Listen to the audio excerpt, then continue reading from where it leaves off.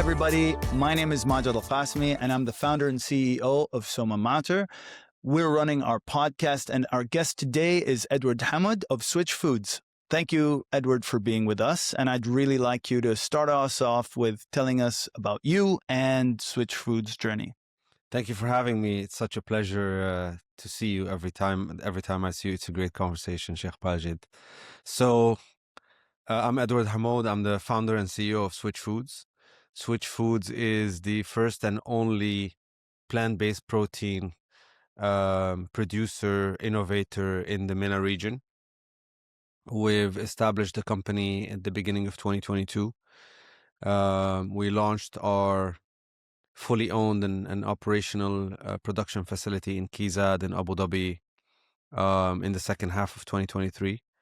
We started obviously in the UAE market, supplying healthy, nutritious, sustainable plant proteins to the market in the forms of not only the burgers and sausages, which are typical to the category, but we tried to regionalize and localize our products. So we have the kebabs, the kafta, the sujouk. And today we're in 9 different markets around the world. We lead the category in the regional markets, and we're making big strides globally. So in addition to the UAE, which is our core market, we're in Kuwait, Qatar, Oman, Lebanon, Egypt. We just listed in Spain. Oh, wow. We're in Canada. We're in the US. Okay, and global we're excited company. about the journey. That's incredible. I wanted to ask you about what inspired the journey. You know, you didn't just wake up one morning and say, okay, we're going to do that. So somewhere along your journey and your career, if you'd maybe illuminate to our audience what it was that struck you to start Switch Foods. So you want the social version or the real version? Well, this is a podcast about getting real. So tell us what you're willing to share. What inspired you? I say I was crazy. Right? Okay. That's the short answer, right? It's looking at the journey 3 years into it. It's been challenging. It's been difficult. It's been rewarding. It's been fulfilling. But starting a company in an infant or a category, especially regionally, is not an easy task. In also an environment where changing consumer habits is very difficult. But the real story is much deeper than that. Right? So I've been in food since 2005. I'm originally from Syria, from Aleppo. I spent a lot of years in the US and Europe for my education. I worked in corporate America for about 5 years. I went back and as part of a family business portfolio and a new partner, we decided to embark into food and agri. Syria being 70% of Syria being 70% of the GDP of Syria being a result of agriculture. We're very large producers of a lot of great crops, including wheat, barley, corn, chickpeas, cumin. So Syria is known for very good quality crops. And the idea was, okay, what can we do to add value to these crops instead of just exporting them as raw material for Turkey or neighboring countries to take advantage of them, process them, and then sell them to the West at much higher added value. So that was the intention. So between 2006 and 2012, we actually built one of the largest, most advanced food and agri processing companies in Syria. And that was a very good business, but it was a good, honest business to a category that touched the masses. You know, when you talk about wheat, flour, lentils, bulgur, commodities that are the foundation of the food system. So we were really serving the masses and exporting a lot into North Africa, West Africa. So it was really a commodity, right? And then I got a call from a family friend in Abu Dhabi, and circumstances made it that I come to Dubai. Continued to lead the business in the region, and then was recruited to lead one of the largest agri-food businesses out of Abu Dhabi. Did that for 6 years very successfully, learned the system, learned the environment, understood the challenges.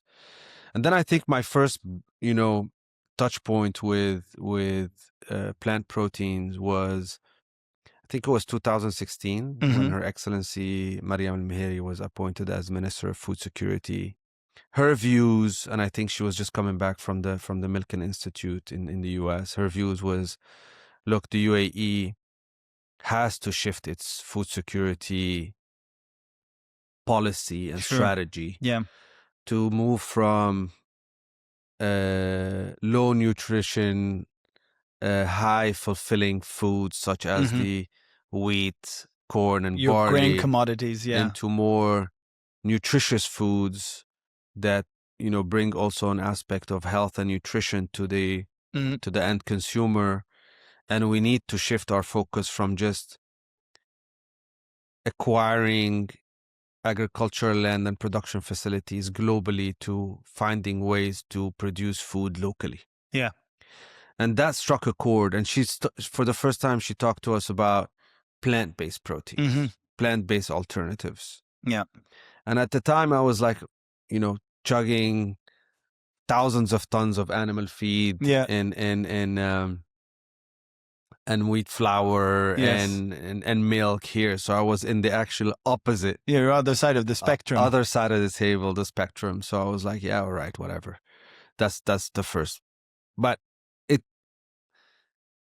ignited a little bit of curiosity into, okay, what is this lady who obviously comes from pedigree and has access to resources and knowledge and is seeing a bigger picture, right, than us just being there. Because also in Syria, food security was a huge topic. Yes, of course. Huge topic. And it was always like wheat and wheat flour and bread was an area that nobody interfered with. And it was an area that the government kept a very close eye on. Yeah.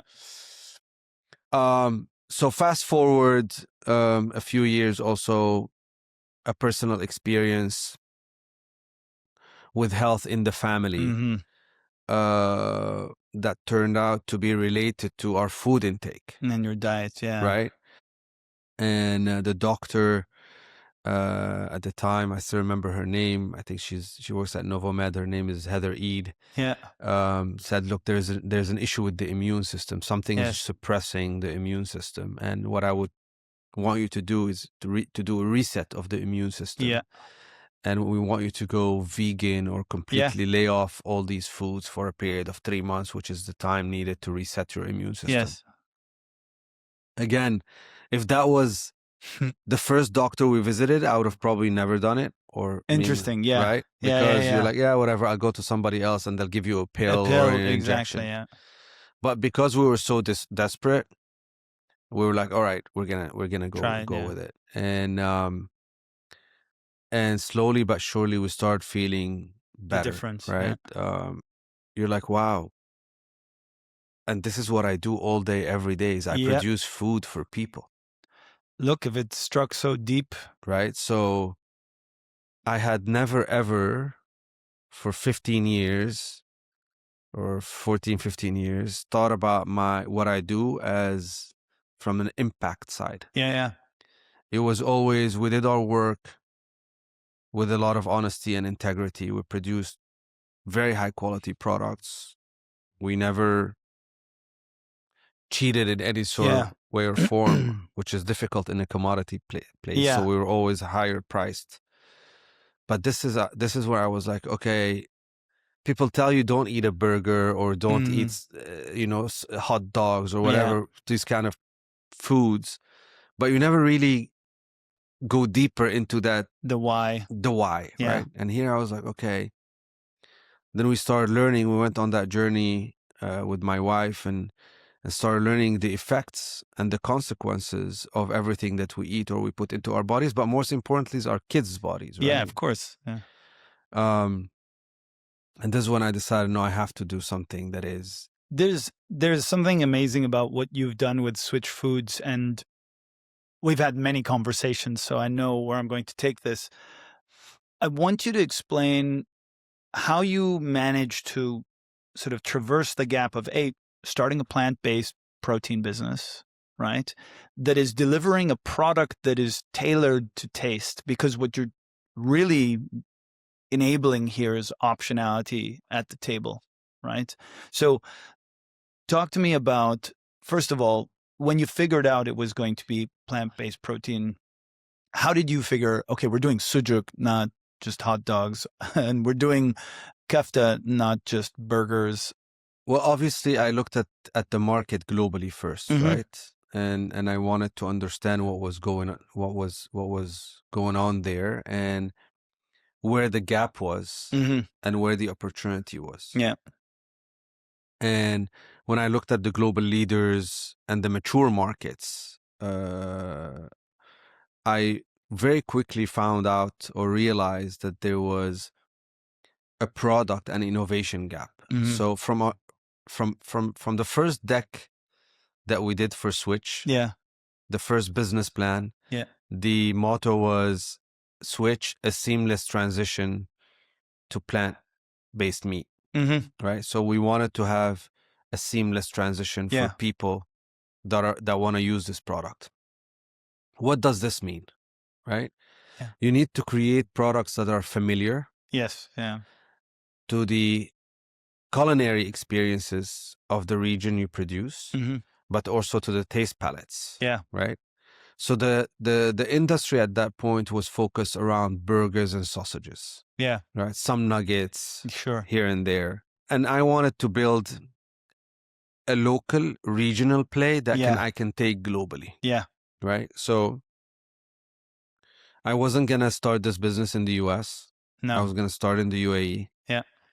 Demographically, I thought, okay, people don't eat as many burgers and sausages in the US and in the UAE as much as they do in the US or the UK, right? So I need to bring in another product that is familiar, right? Because I needed Switch today is not playing in the category. It's actually creating and growing the category. Absolutely. Right? So despite having the global players present in retail and in food service, but they don't pay any attention to this market. It's too small of a market for them. While we are doing the communication and the education around this category. So I decided, so number one was, okay, what if I bring familiarity into this category? Right? So kebab, kefta, plant-based, everybody eats that, right? And then bring in also the Levantine aspect to it, right? The sujo, that people actually like and create. It helps create curiosity and excitement around what is a boring category that focuses on burgers and sausages. So I would put my finger on that as well, where I have to say, everybody knows this as I'm going to say it, but like the Levantine like culinary experience is like a foundation here. If you want to eat out and eat healthier than your burgers and hot dogs, you'll go get Lebanese or you'll go 100%. Get Syrian. And now that you're creating another level of optionality in that, I love it because it's so smart. Like, you're playing to context. It's something that we at SOMA MATER have always said, that you have to be speaking to context, not copy pasting solutions or technologies from abroad. What I maybe want to start digging into in that journey is, it sounds like you guys are a slam dunk and you guys are global, but that journey is not without its challenges. So maybe share a little bit as an operator here in the UAE, what are maybe your current challenges or the challenges you've overcome that maybe you think other operators and technology builders out here in the food system need to know about? This journey, creating a startup and raising funds and embarking into a new technology, a space that access to expertise and experience is very low. You can't, before when I was in flour milling or feed milling, I can go to the global elite, the Buellers, the Alapalas of this world and buy a turnkey solution for a flour mill or a feed mill or a Tetra Pak in dairy processing, right? You just pay and you get. In plant protein, there's no OEM that will sell you a factory. You have to go figure out the process and the recipe and what you want to do yourself. So, but we thought from day one that the UAE was a great test market. Sure. We didn't want to grow. We didn't want to go. We knew that the biggest market for our category is in the US and North America, is in the UK, is in France, is in Germany, is in the Netherlands, where this category is already massive and growing because people have more education and awareness around the environment, the harms around over-consuming meat. And again, I want to highlight over-consuming. So we're not against meat. We're not trying to replace animal meat. It's just that today's global population consumes 5 times as much meat as their grandfathers did, right? Which is scary. So from day one, I understood that in order for any entrepreneur or any founder to start a company, there are 3 key elements. Yeah. Number 1 is access to talent, right? And we live in a region where talent is not that abundant, right? We're not Silicon Valley where you have, 50 universities, 50 top universities, graduating, pushing out, thousands of super intelligent people from all over the world every year. That are also right? in this niche of an industry, Right. So that's number 1. So the university ecosystem is growing in the UAE, but it's expensive. It attracts only a certain profile of students that can afford actually living in the UAE. So that was a challenge. Number 2 is access to risk capital, right? So this region, specifically the UAE, Saudi, Kuwait, Qatar, has a reputation of having access to great capital, but it's not a risk capital. Ooh, that's probably the best definition I've heard of how the capital that's based here has worked, which is we've developed as a trader hub. And so the capital is usually going into trade facilitation. They know that, if this product sells already in the market, if I fund it here or I put that capital here, then I can develop a market. But you're an absolutely novel idea and you're an absolutely novel venture. And there isn't an appetite for that that time. So you have all the sovereign funds, the Mubadalas, the ADIAs, the ADQs, all that. They're all, first of all, looking for large tickets, right? Sure. What can you do with 50 million? What can you do with sovereign wealth? Right? Like, this is the country's money, and it's more of a PE model, right? Yeah. They're happy to wait until the company grows to a certain size and go pay a premium for it and invest on the long term, getting 8%, 10%, 12% return. Yeah. Where I think we lack is the venture really capital mindset. The venture, the spirit of, I want to attract founders. I have to accept that 8 out of them are gonna go bankrupt. You play the numbers. But 2, I'm gonna create global companies out of the UAE, right? Unicorns out of the UAE. Your strike rate when investing in startups cannot be 90%. You have to accept the 10, 20%. But that's the only way you're going to attract founders. There is no other way in the world. If you see the venture money that is wasted in the US, it's what's driving all of founders, that innovation. But it created the world's best companies and best economy, right? So risk capital is really, for me, is non-existent. And even the conversation around early investing is more of a PE conversation rather than a venture conversation. And third is the market. We have a very small market. That's true. And today I see the difference of what we do in terms of numbers in the US and Canada versus what we do here. I mean, our market is 5-6 million people. The real market, consumers that can take on your I'm not product, talking about laborers and workers and people who cannot really, who are living in labor camps or who are below a certain income level that can't really. No, it's the demographic of the population that can afford the product. So these 3 are actually massive challenges. And together will stop any founder from looking at the UAE as a start. If I might speak on these 3, I'm really glad you've spoken on them. I think the talent, as you say, is a growing possibility. Universities growing. We also have a large influx of talent now, as we have second generation founders that are investing in their efforts. That I think is a slow moving but solving situation. The risk capital is definitely the challenge, and I've known that in my own startup career. Where I think we need a better answer to that is probably sort of finding our own, right? Right now, it's a lot of scattered investors that are willing to take this on, but we don't have a critical mass yet. And I wonder if there's an opportunity there to either from people who listen to what we do, and then in that subsector of, food, tech, and ag, that we somehow bring everybody together. We have a lot of events, we have a lot of exhibitions, but where do we have the space for the investors and the companies like you to be able to do that? Yeah, I think it starts with a very important point. I think people have to get, in order for risk capital to really, become available and abundant, those people with capital need to become comfortable with losing. Yeah.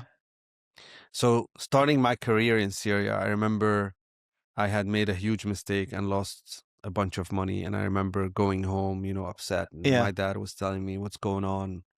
I told him what happened. And he's like, I'm going to say it in Arabic. Then ما بيعرف يخسر ما بيعرف يربح. Whoever doesn't know how to lose or deal with loss won't know how to win. Yeah. And I think here we don't deal well with a loss yet. Yeah. I sometimes think we need people that know how to lose sat next to the people that are learning how to lose, right? There needs to be a rubbing off of that entrepreneurial play of saying, okay, cool, I'll put that money. I remember I had a startup where in the end we wound it down, but I didn't wind it down until I could also say to my investors, by the way, we've got all your money and you're going to get it back. And one of our advisors said, that's a big win in your favor because they will always know you took care of them first and that you understood that those investors were taking care. It doesn't always happen. It isn't always capable, but those relationships are important because if we go back for investment, those people know, well, he'll always make sure we're not losing everything on a wild, goose chase. But that risk capital, learning from maybe the influx of new investors. And I think there's a second thing, which is a new generation of investors, right? Whether it's from family businesses or otherwise, there are a lot of younger people in this region that want to be more entrepreneurial or want to take a chance on entrepreneurs like yourself that say, okay, no, I think this is going to be the next big thing. And I bump into them every so often. What do you think? Maybe there's something in Silicon Valley or in the Silicon Valley invests in founders. Yeah, there you go. So one of the biggest challenges that for entrepreneurs or startups that they face here in the UAE is opening a bank account. You're right. For example. So yeah. Like how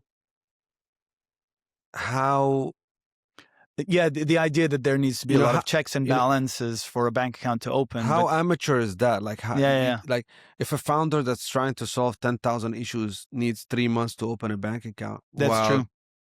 So I was fortunate enough to get introduced to somebody from Silicon Valley Bank in the US that showed them my business model, my idea, banked me in 48 hours. Wow. Then introduced me to some funds in the US where the discussion was so quick, fast, and a decision was made very quickly to say yes or no. But the message was like, listen, 5% we're investing in your region, 5% we're investing in your industry, 5% we're investing in your business model, and 85% we're investing in you. Wow.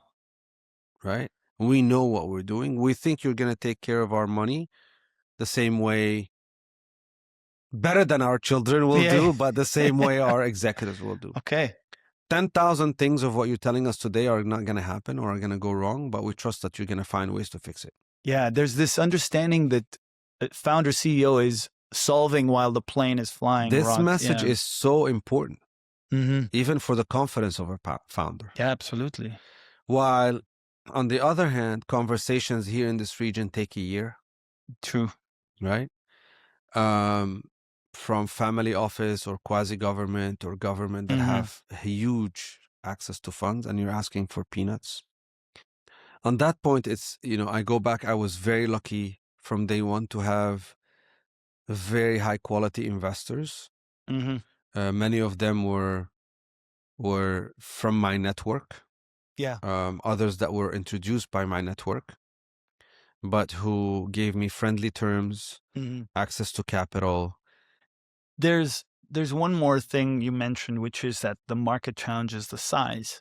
And at SOMA, we've always said that the UAE is a springboard into the region. But I don't know as many people as have gone through the journey as you to essentially build a company here and then go regional and then go global. And I wonder if you might share with us the challenge to say, okay, there is opportunity that you can build out of here, and there is capability and possibility. Logistics is a good backbone for you in terms of connectivity. But what are some of the challenges along that journey to say, okay, it's good enough in the UAE, but I need to be exporting? Because our thinking is a lot of technology plays in the food system or otherwise need to be exported here because the market is too small. So you're absolutely right on the UAE being a springboard for the region on 95% of industries. In food tech and plant proteins, it's not. Okay.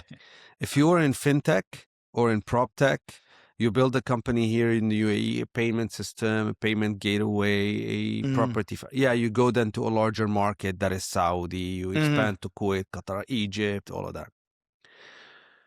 But in our case, we're playing in a category that actually today, if you go to Saudi and you say plant protein, nobody even knows what you're talking about. Right.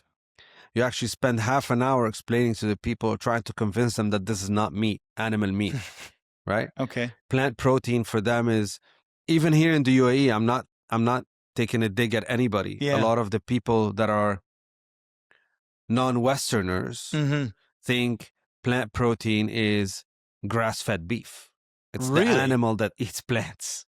Really? Because the taste is so good, the texture is so that good. They don't believe it. They're well, like, what do you mean plant protein? Credit to your product. Right? Is that good? So in our case, we looked at the UAE as a springboard, but not regionally. Yeah. Globally. Yeah. Right? But we still needed to get more product fit confirmation from other markets. So we wanted to check out Lebanon. Sure. Right? Where people are more educated and aware and follow a certain lifestyle and are always on the There's a health consciousness. Right. Yeah. So we did very well there. Kuwait, Qatar. So now in Egypt, even though maybe the product is a bit expensive for them, but at least when they try it, they love it. Yeah. So that gave us confidence and our investors confidence that, okay, we have the right to play in bigger markets. Yeah. Right.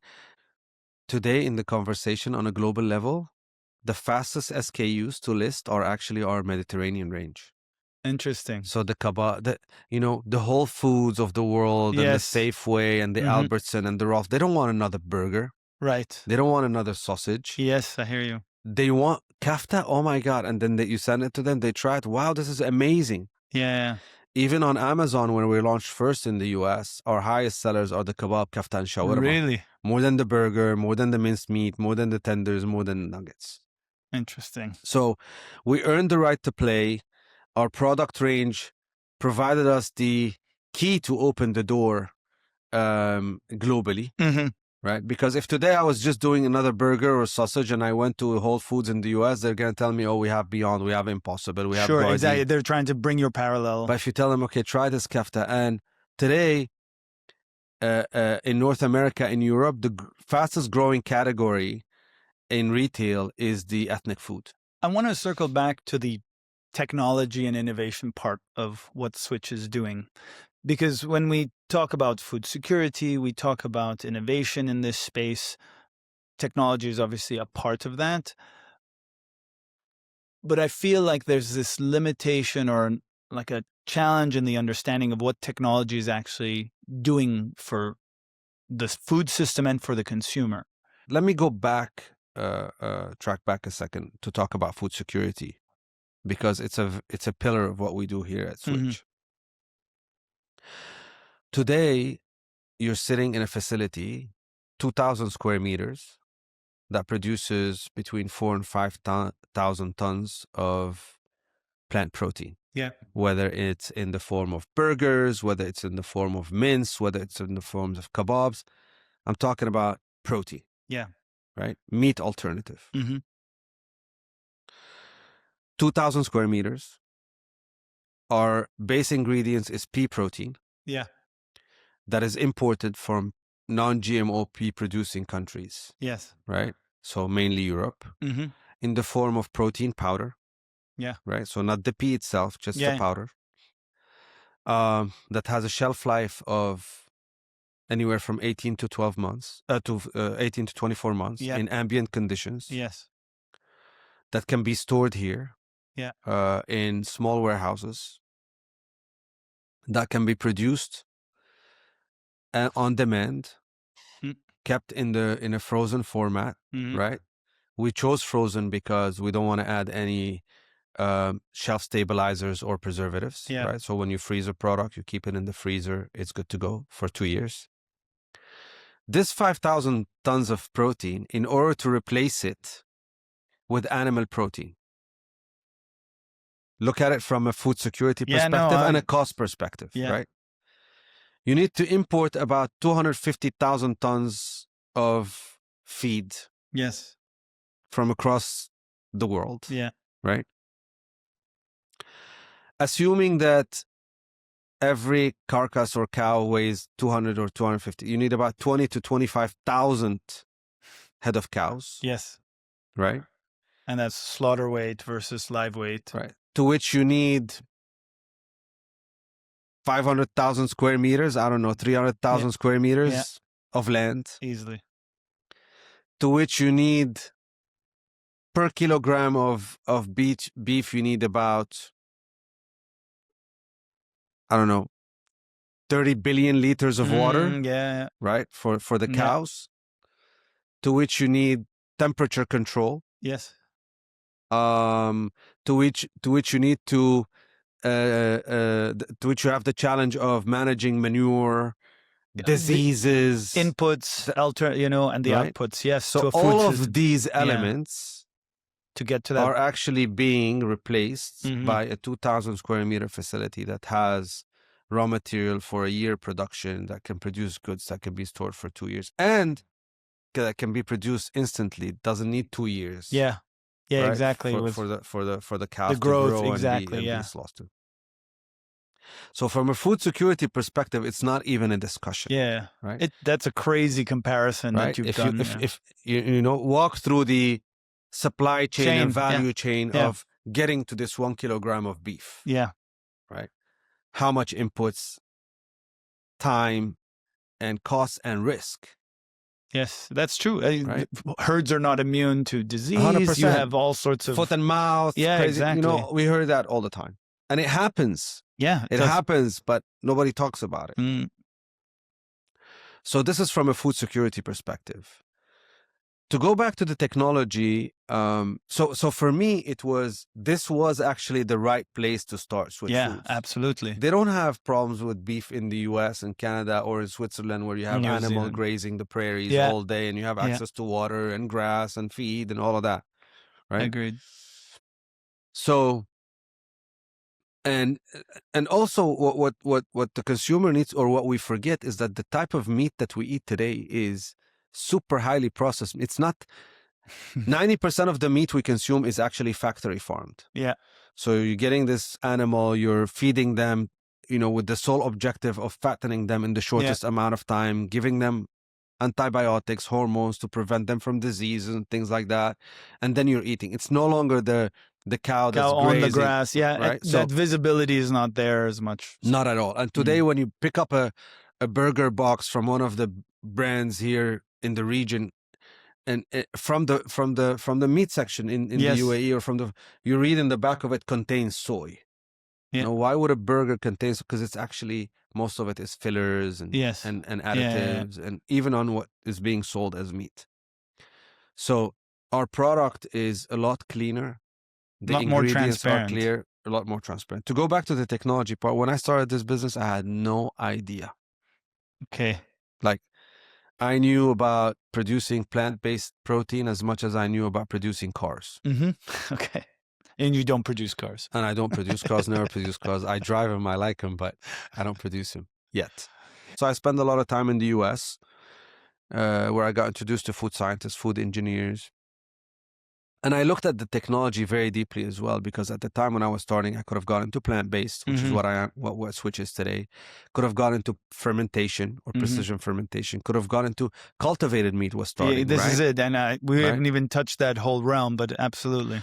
But I started learning from these guys, and one contact led to the other. And then I spent some time in university. Then I went to Canada, again, research centers, universities, all alone with some contracts. But then I quickly figured out that, okay, the technology, what I learned was 50% there. The rest had to be self-taught. Sure. Right? But I also learned that it's not, that the consumer doesn't care about the technology. The consumer wants a great product. Yeah. Right? And in order to create the great products, I needed great chefs that play in my taste palettes, in the products that I want to create. The kebab, the kafta, the sujouk, the shawarma. So after about 6 to 7 months of spending most of my time on the road learning about the technology, I brought it here, made my first hire, and in the kitchen, just testing.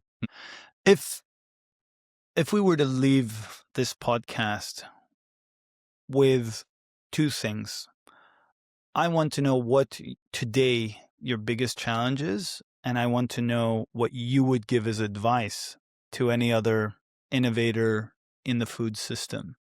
What is your challenge today that maybe somebody can help with, and what is the piece of advice you would share with the rest of the system? Look, the biggest challenge for any founder is funding, obviously.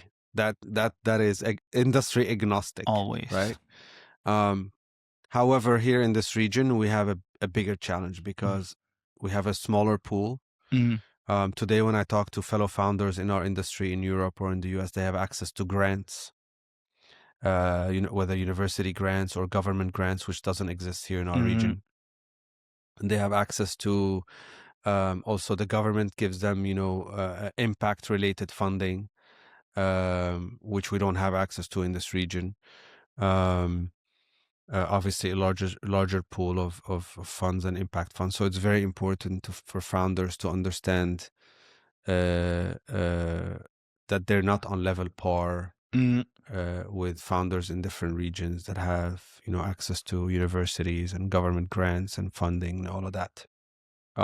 Where I think it's an area that the UAE can actually destroy everyone else around it because of its ecosystem. So for today, in my conversation with governments, I say, listen, if you mandate every catering company that serves you, or if you instruct to have only 5 to 10% of what it puts on the buffets of conferences, shows, exhibitions, absolutely, ministries, authorities, for all the events that we have here, if you only mandate them to have plant-based proteins, you will create the biggest impact for Switch, and you will see 10 other companies like Switch come to play. To be in a this space region, to play, right?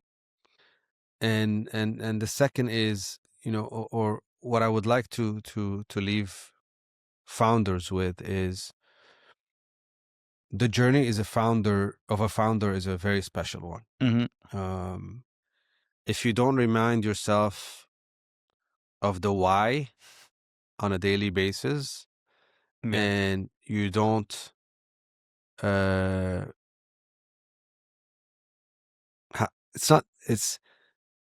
you don't conquer your brain and thoughts, you will definitely lose. There are very dark days, especially when you're entering a new space or technology that the results are not given, right? That we now in hindsight, we talk about the product, right? You're telling me, you're complimenting me on my product, but there were some days where I was gonna like commit suicide because the product was just unedible. Yeah.